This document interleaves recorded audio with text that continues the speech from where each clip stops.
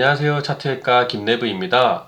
이번 영상은 제가 사용하고 있는 지표 중 가장 기초이자 가장 중요하게 생각하는 지표인 가격 이동 평균선에 대해서 어떻게 설정하고 어떤 기준으로 사용하는지 공유시켜 드리려고 영상을 준비해 봤어요.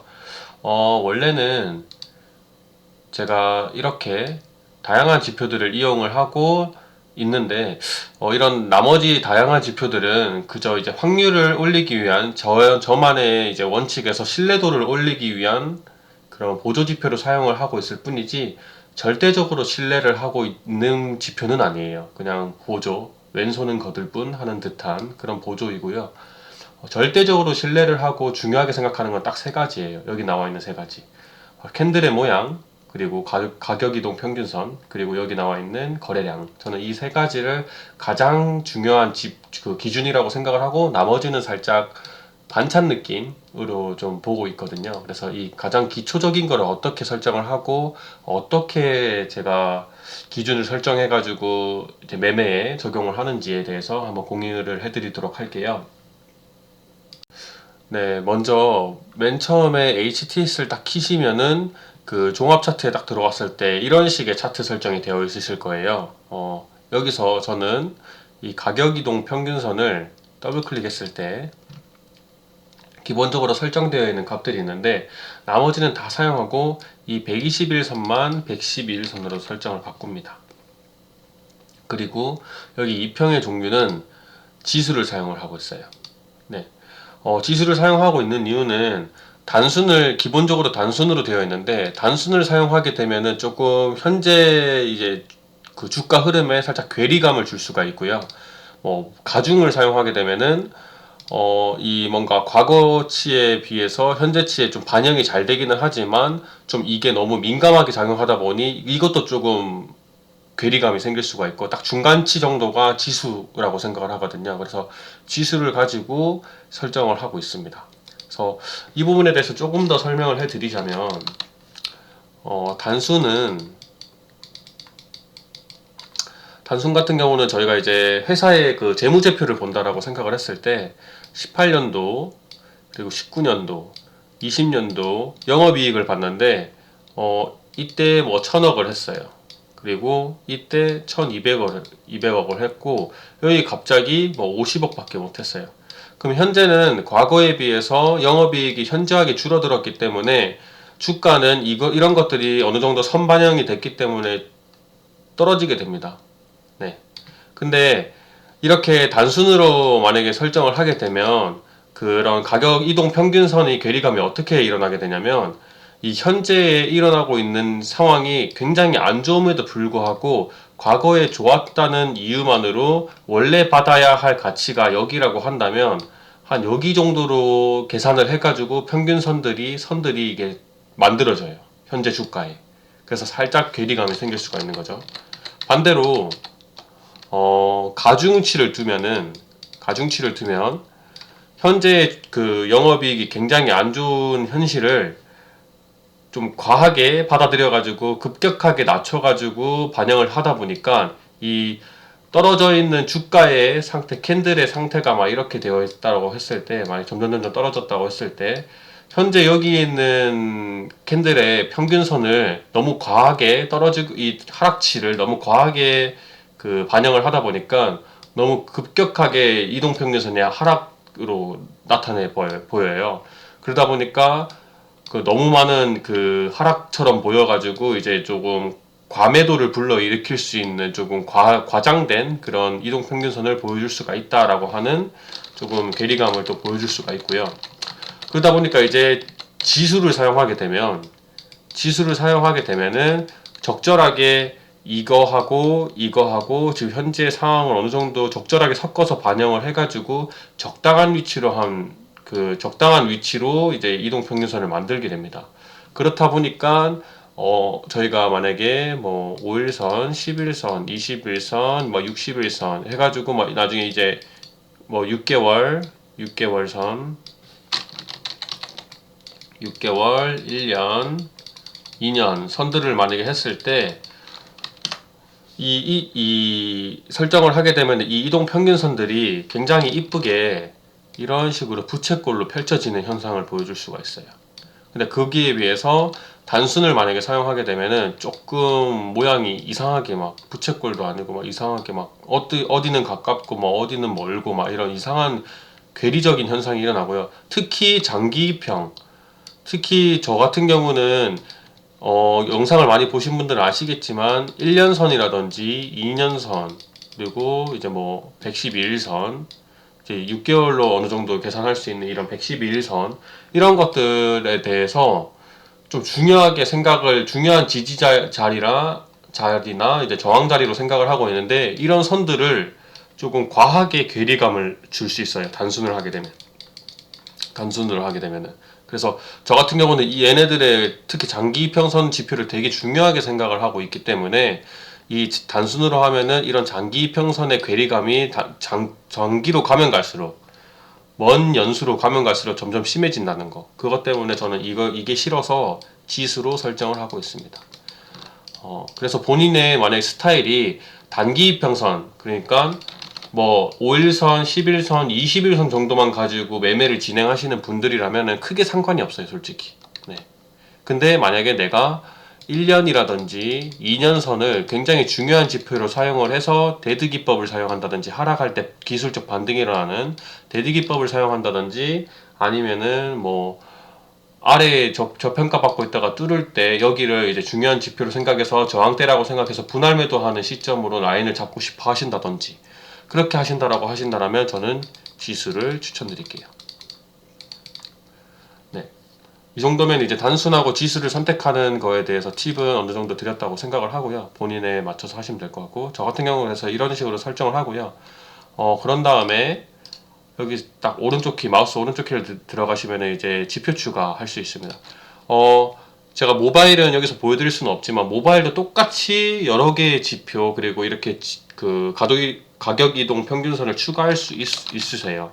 네, 그래서 가격을 치시면 가격 이동 평균으로 들어가셔가지고 하나 또 누르시면 또 생깁니다. 하나가.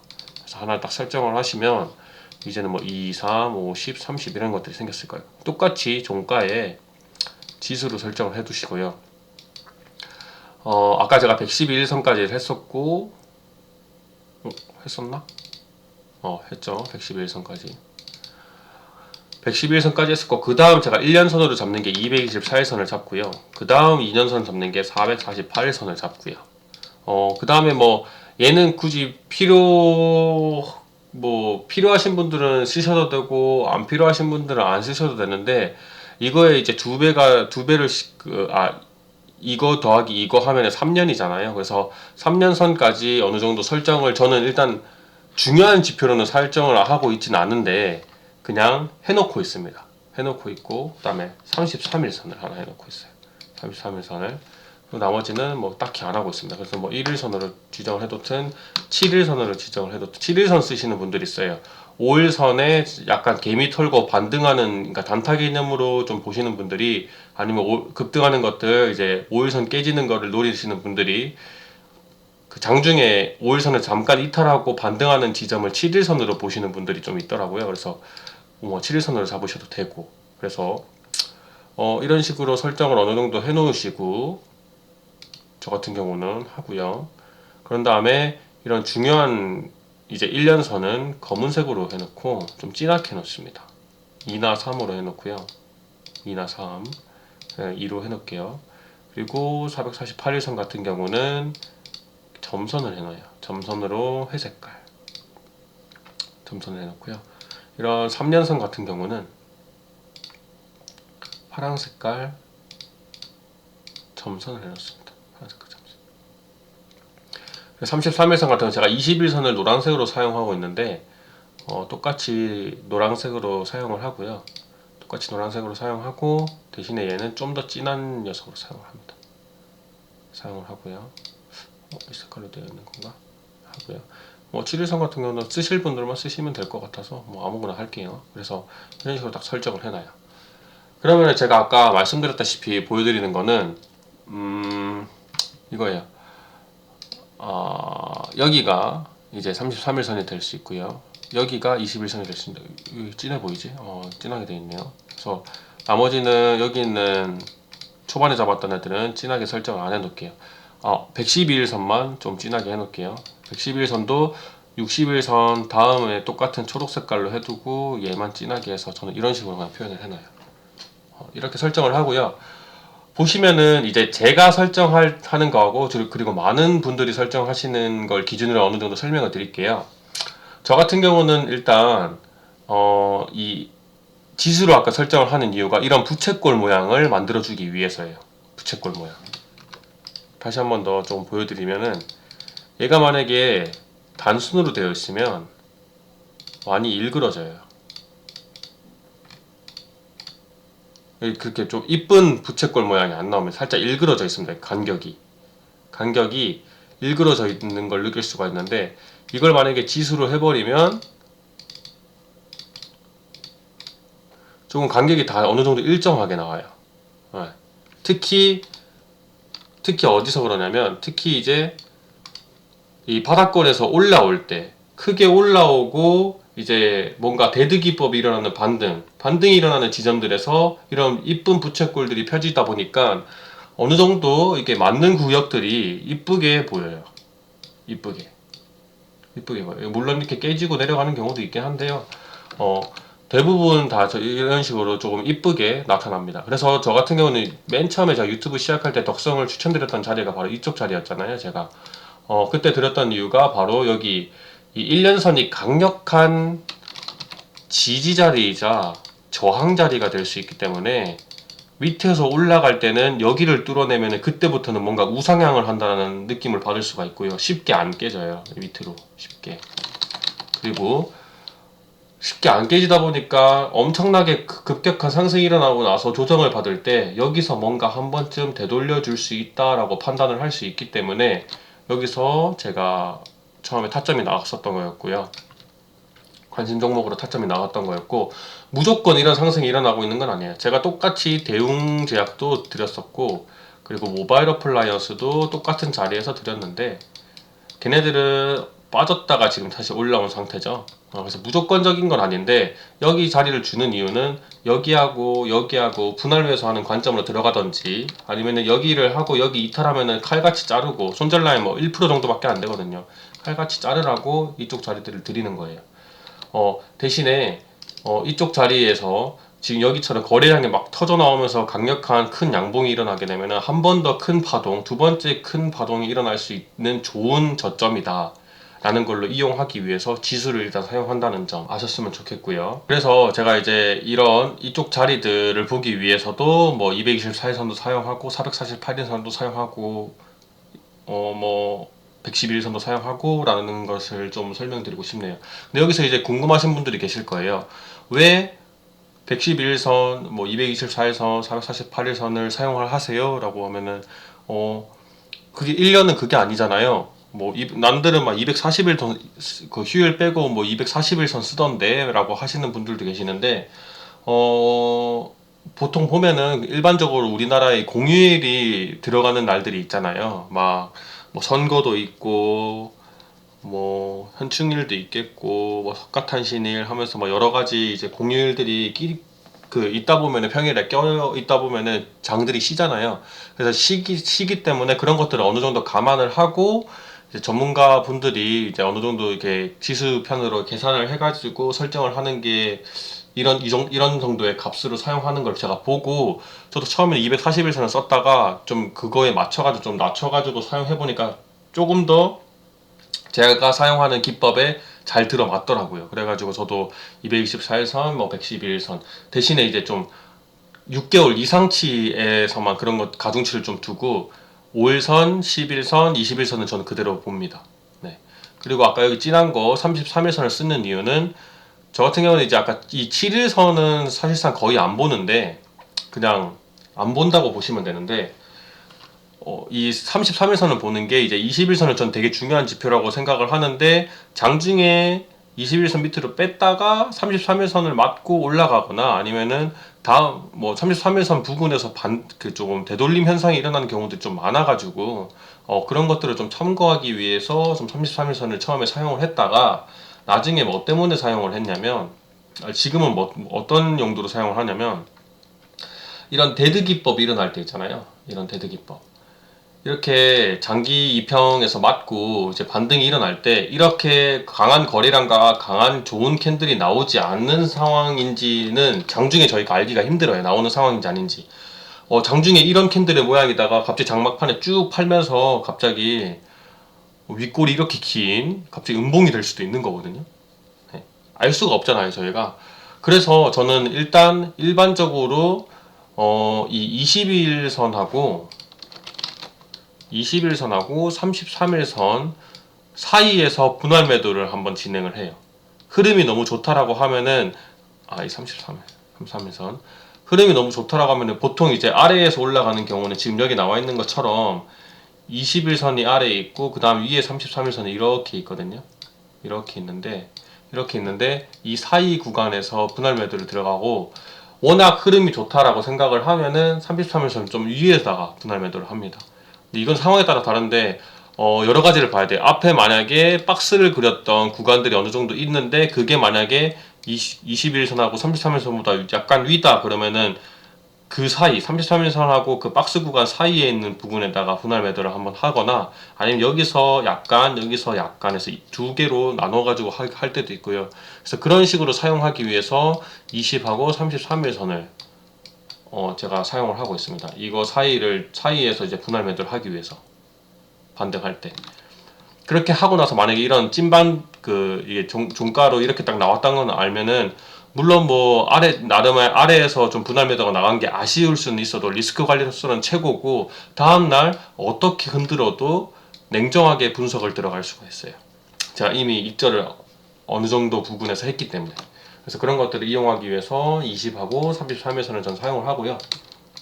그리고 7일선 같은 경우는 아까 많은 분들이 사용한다고 말씀을 드렸지만 반등을 이용하는 걸 이용하기 위해서 저 같은 경우는 일단 사용하지 않습니다. 그냥 둔 거예요. 그냥 해보려고 조금 해놓고 뭐 사용해보려고 했는데 저랑은 좀 안 맞더라고요, 스타일이. 그래서 뭐 하시든 안 하시든 상관은 없는데 저는 5일선하고 11선을 봅니다. 5일선하고 11선.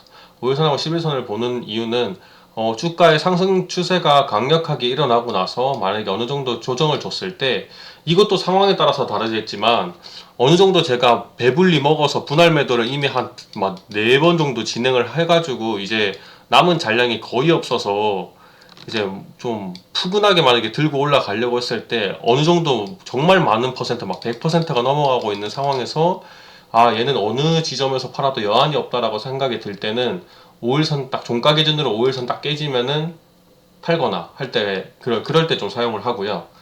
그게 아니면은 이제 5일선하고 20일선하고 데드 크로스나 아니면은 그 골든 크로스가 일어날 때 사용을 합니다. 여기서 이제 데드 크로스는 일반적으로 정배열은 5, 10, 20 하고 이제 뭐 나머지 선들이 이제 순차적으로 이렇게 있는 거를 정배열이라고 하잖아요. 근데 이 5일선이 21선 아래로 내려가는 딱 그 시점을 데드 크로스가 일어났다라고 하고요.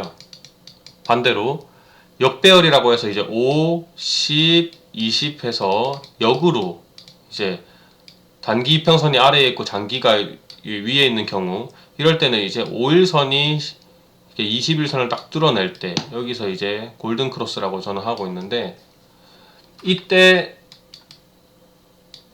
이 타점과 이때 이 타점을 보기 위해서 5일선을 또 많이 사용을 하고 있습니다. 네. 제가 그 하락하는 개미들을 위한 영상 그때 알려드렸잖아요. 올려드렸고 지금 채널에 있고 거기에 보면은 제가 알려드렸던 기술 중에 하나가 조정을 받을 때 주가가 조정을 받을 때 데드 크로스가 일어난 시점부터는 뭔가 주가가 5일선 밑으로 약간 잠깐 위에 올라오는 경우가 있어도 5일선 밑으로 이렇게 껌딱지처럼 붙어 내려오는 경우가 생긴다. 생기다가 거래량이 많이 터지고 캔들이 상태가 좋을 때 갑자기 추세 전환이 일어나지 이러지 않고서는 며칠 동안 이렇게 올라도 금방 다시 꺾일 수는 있다. 이런 것들이 나오기 전에는 그래서 이게 지금 데드 크로스를 통해서 이제 껌딱지 행렬이 진행되고 있는지 보기 위해서 또 5일선을 보고 있고요. 그런 지표 정도로 사용을 하고 있고 11선 같은 경우는 일봉상으로는 크게 체크를 많이 안 해요. 저는 일봉상으로는 체크를 많이 안 하고 이제 분봉상 분봉상으로 볼 때 이제 단타 좀 스캘핑 칠 때 급격하게 급등한 종목들이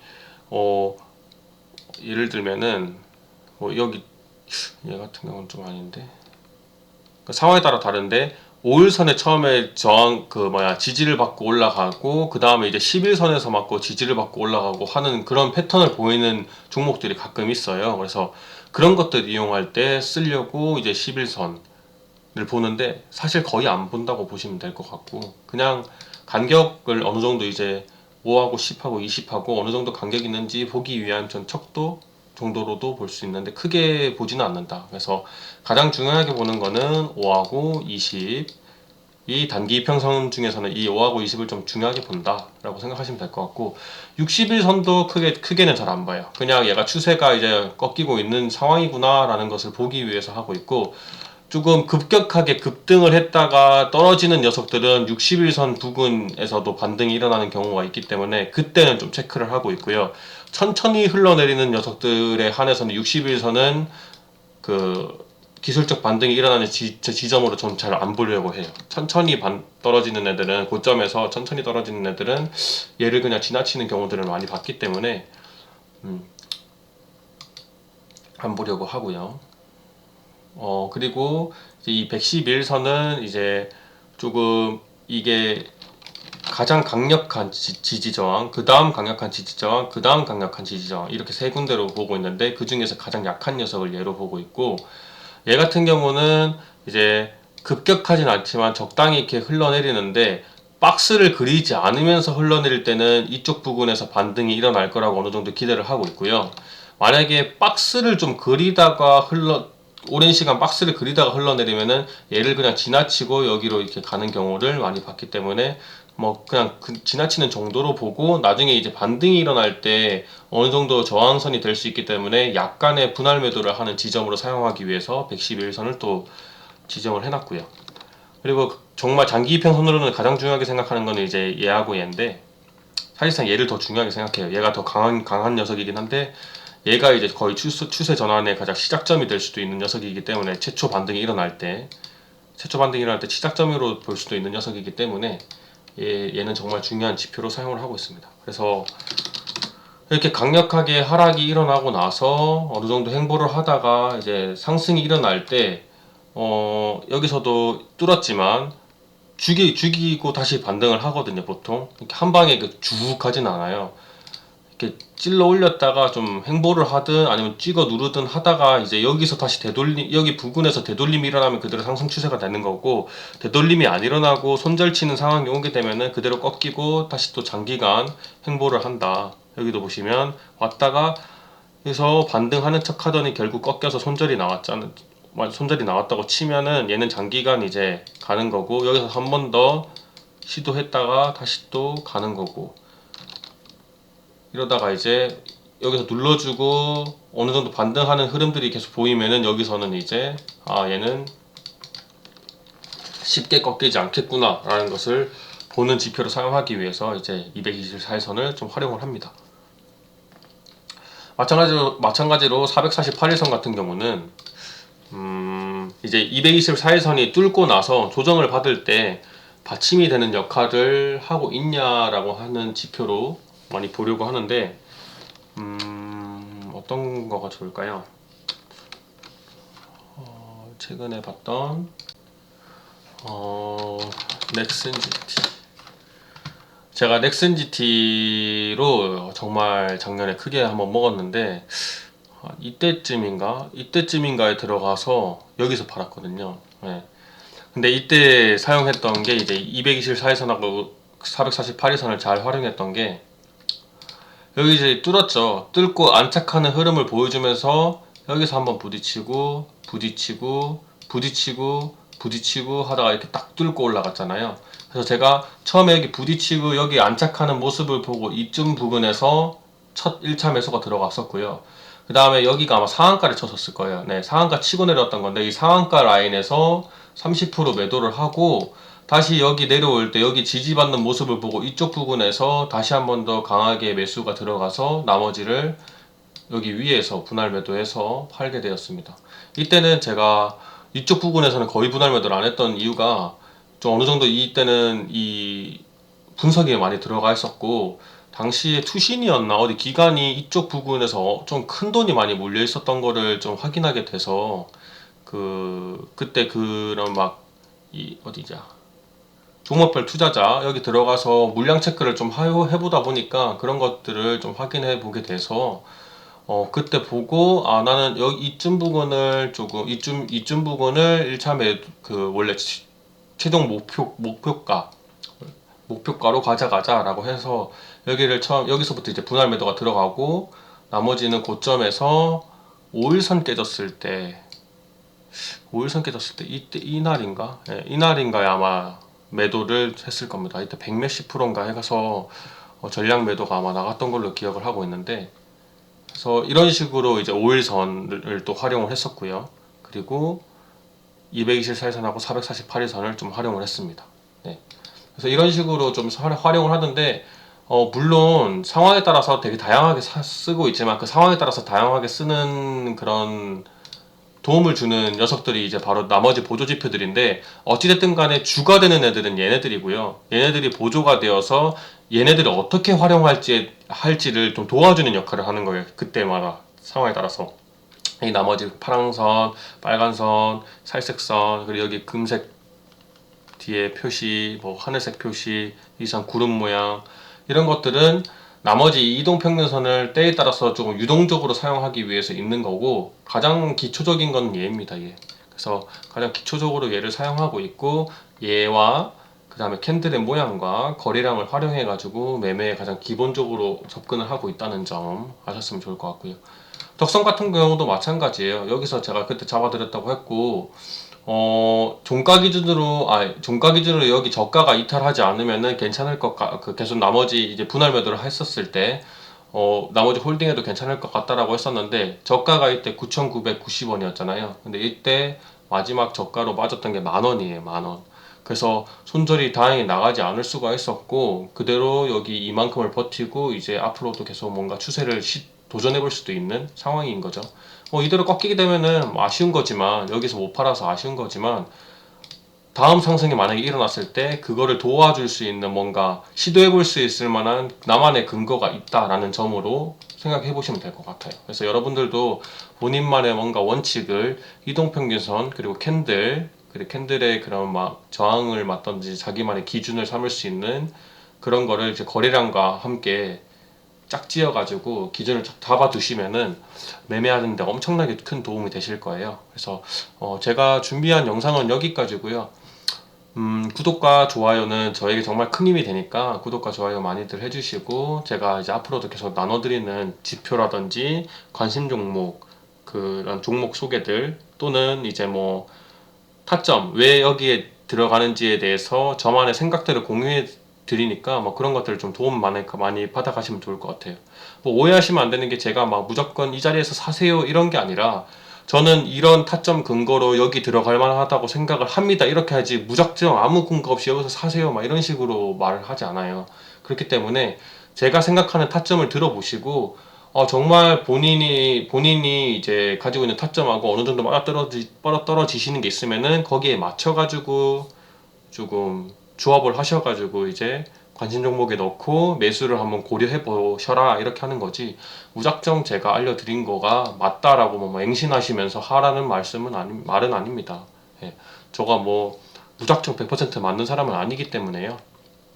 그래서 항상 손절 라인 중요하다고 제가 항상 언급 드리는 거고, 그러니까 항상 여러분들도 원칙을 잘 지키시면서 매매하시는 습관 들이셨으면 좋겠습니다. 다음에는 다른 지표 소개하는 영상 한번 만들어 볼게요. 네.